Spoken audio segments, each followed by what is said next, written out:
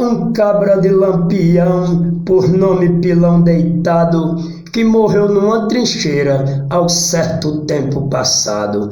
Agora pelo sertão anda correndo visão, fazendo mal assombrado.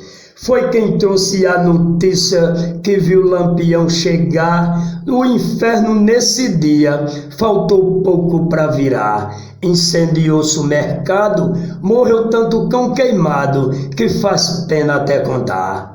Eu não quero nem lembrar dos cabras de Lampião que comia carne seca nas quebradas do sertão e às vezes dormia na chuva, ouvindo o som do trovão e o relâmpago clareando a serra para se ver o que se passa no chão.